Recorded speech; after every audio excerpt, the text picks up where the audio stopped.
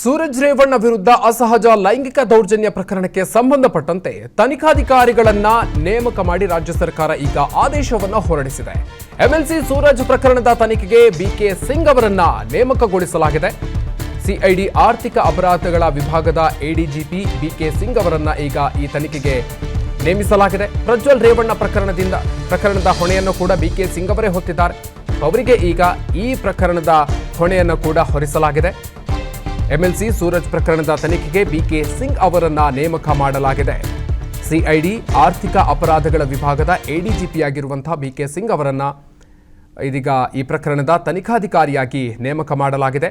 ಪ್ರಜ್ವಲ್ ರೇವಣ್ಣ ಪ್ರಕರಣದ ಹೊಣೆಯನ್ನು ಕೂಡ ಬಿಕೆ ಸಿಂಗ್ ಅವರೇ ಹೊತ್ಕೊಂಡಿದ್ದಾರೆ. ಸೊ ಇದೀಗ ಅವರಿಗೆ ಈ ಪ್ರಕರಣದ ತನಿಖೆಯನ್ನು ಕೂಡ ನೀಡಲಾಗಿದೆ.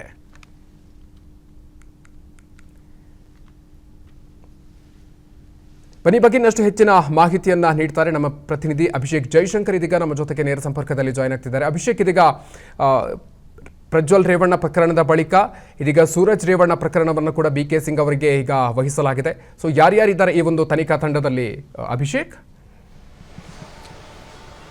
ಈಗ ಪ್ರಮುಖ ಅಧಿಕಾರಿ ಅಂತ ಹೇಳಿ ಬಿಕೆ ಸಿಂಗ್ ಅವರು ಮತ್ತು ಸುಧೀರ್ ಕುಮಾರ್ ರೆಡ್ಡಿ ಅವರು ಇಬ್ಬರನ್ನು ನೇಮಕ ಮಾಡಲಾಗಿರುವಂಥದ್ದು. ಇದೊಂದು ಇನ್ನು ಉಳಿದಂತಹ ಒಂದು ತಂಡ ಏನಿದೆ ಅವರಿಗೆ ಒಂದು ತಂಡವನ್ನು ಆಯ್ಕೆ ಮಾಡಿಕೊಳ್ಳುವಂತಹ ಒಂದು ಅವಕಾಶವನ್ನು ಕೂಡ ಕೊಟ್ಟಿರುವಂಥದ್ದು. ಹೀಗಾಗಿ ಸದ್ಯ ಇಬ್ಬರು ಅಂದರೆ ಬಿಕೆ ಸಿಂಗ್ ಈ ಹಿಂದೆಯೂ ಕೂಡ ಪ್ರಜ್ವಲ್ ಅವರ ಕೇಸಲ್ಲಿ ಒಂದು ಇದಾಗಿದ್ದರು, ಅಂದರೆ ತನಿಖಾಧಿಕಾರಿ ಆಗಿದ್ದರು. ಅವರ ನೇತೃತ್ವದಲ್ಲಿ ಸಾಕಷ್ಟು ಒಂದು ಅಂಶಗಳು ಕೂಡ ಹೊರಗಡೆ ಬಂದಿತ್ತು.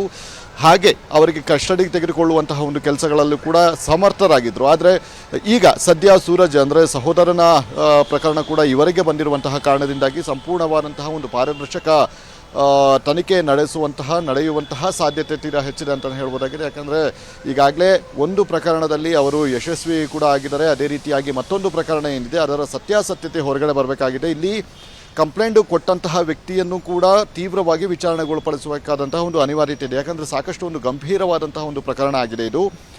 377 ಅಂತ ಹೇಳೋದು, ಒಬ್ಬರ ಮೇಲೆ ಈ ರೀತಿಯಾಗಿ ಆರೋಪ ಮಾಡಿದರೂ ಕೂಡ ಅದೊಂದು ತುಂಬ ದೊಡ್ಡ ಅಪರಾಧ ಅಂತ ಅನಿಸಿಕೊಳ್ಳುತ್ತೆ. ಹೀಗಾಗಿ ಎರಡೂ ಕಡೆಯಿಂದ ಒಂದು ತನಿಖೆ ಕೂಡ ಮುಂದುವರೆದಿದೆ. ಈಗ ಸದ್ಯ ಬೌರಿಂಗ್ ಆಸ್ಪತ್ರೆಯಲ್ಲಿ ಸಂತ್ರಸ್ತ ಏನಿದ್ದಾನೆ ಆತನ ವೈದ್ಯಕೀಯ ಪರೀಕ್ಷೆಗಳನ್ನು ಕೂಡ ನಡೆಸಲಾಗಿತ್ತು. 15ಕ್ಕೂ ಹೆಚ್ಚು ಒಂದು ಪರೀಕ್ಷೆಗಳನ್ನು ನಡೆಸುವಂತೆ ಮನವಿ ಮಾಡಿದಂಥ ಹಿನ್ನೆಲೆಯಲ್ಲಿ ಅಲ್ಲಿಯೂ ಕೂಡ ಸಂಪೂರ್ಣವಾದಂತಹ ಒಂದು ಪರೀಕ್ಷೆ ಇತ್ತು.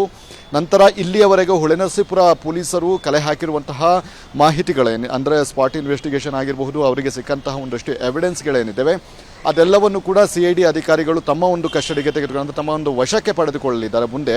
ಅಂದರೆ ಇಲ್ಲಿಯವರೆಗೆ ಏನೇನಾಗಿದೆ ಈ ಒಂದು ಕೇಸ್ನಲ್ಲಿ ಅಪ್ಡೇಟ್ ಆಗಿರುವಂಥದ್ದು ಮತ್ತು ಈ ಹಿಂದೆ ಇದ್ದಂತಹ ಯಾರಾದರೂ ಇದೇ ರೀತಿಯಾದಂತಹ ಒಂದು ದೂರನ್ನು ಕೂಡ ಕೊಟ್ಟಿದ್ರಾ ಅನ್ನುವಂಥದ್ದು ಕೂಡ ಇಲ್ಲಿ ಗೊತ್ತಾಗಬೇಕಾಗಿದೆ. ಅದೇ ರೀತಿ 5 ಕೋಟಿಯನ್ನು ಡಿಮ್ಯಾಂಡ್ ಮಾಡಿದ್ರು, ಅಂದರೆ ಬ್ಲ್ಯಾಕ್ ಮೇಲ್ ಮಾಡಿ ಈ ರೀತಿಯಾಗಿ ಈ ಪ್ರಕರಣ ಹೊರಗಡೆ ಬಾರದ ಇದ್ದಂತಹ ಪಕ್ಷದಲ್ಲಿ ಇಷ್ಟು ಹಣ ನೀಡಬೇಕು ಅಂತ ಹೇಳಿ ಬ್ಲ್ಯಾಕ್ ಮೇಲ್ ಕೂಡ ಮಾಡಿದ್ರು ಅಂತ ಹೇಳಿ ಸೂರಜ್ ರೇವಣ್ಣ ಅವರ ಆಪ್ತ ಏನಿದ್ದಾನೆ ಆತನು ಕೂಡ ಒಂದು ದೂರನ್ನು ಕೊಟ್ಟಿದ್ದಾರೆ. ಹೀಗಾಗಿ ಎರಡೂ ದೂರು ಈಗ SIT ಅಧಿಕಾರಿಗಳ ಅಂಗಳಕ್ಕೆ ಬಿದ್ದಿರುವಂಥದ್ದು. ಹೀಗಾಗಿ ಇಲ್ಲಿ ಸತ್ಯಾಸತ್ಯತೆ ಅಂದರೆ ಪರ ವಿರೋಧ ಏನಿದೆ, FIRಗಳೇನಿದ್ದಾವೆ ಅದೆಲ್ಲವನ್ನು ಕೂಡ ಈ ಒಂದು ತಂಡ ಏನಿದೆ ಈ ಒಂದು ತಂಡ ಒಂದು ತನಿಖೆಯನ್ನು ನಡೆಸಲಿದೆ. ಬ್ಲ್ಯಾಕ್ ಮೇಲ್ ಮಾಡಿದ್ದಾರೆ ಅನ್ನೋದಕ್ಕೆ ಬೇಕಾದಂತಹ ಎವಿಡೆನ್ಸ್ ಏನು ಕೊಟ್ಟಿದ್ದಾರೆ ಅನ್ನುವಂಥದ್ದು ಕೂಡ ಇಲ್ಲಿ ನೋಡಬೇಕಾಗಿದೆ. ಅದನ್ನು ಕೂಡ ತಮ್ಮ ಒಂದು ವಶಕ್ಕೆ ಪಡೆದು ನಾಳೆ ಅಧಿಕೃತವಾಗಿ ಈ ಒಂದು ಪ್ರಕರಣವನ್ನು ಮುನ್ನಡೆಸಿಕೊಂಡು ಹೋಗಲಿದ್ದಾರೆ. Madhukar, thank you Abhishek Jaishankar. ಅನುಕ್ಷಣದ ಸುದ್ದಿಗಳಿಗಾಗಿ Vistara news YouTube channel subscribe ಮಾಡಿ. ಹೊಸ ಸುದ್ದಿಗಳ ನೋಟಿಫಿಕೇಶನ್ಗಾಗಿ ಬೆಲ್ ಐಕಾನ್ ಕ್ಲಿಕ್ ಮಾಡಿ. ಲೇಟೆಸ್ಟ್ ಅಪ್ಡೇಟ್ಸ್ಗಾಗಿ www.vistaranews.com ವೆಬ್ಸೈಟ್ಗೆ ವಿಸಿಟ್ ಮಾಡಿ. ಅಂಗೈಯಲ್ಲೇ ಜಗತ್ತಿನ ಸುದ್ದಿ ತಿಳಿಯಲು Vistara news Kannada app download ಮಾಡಿ.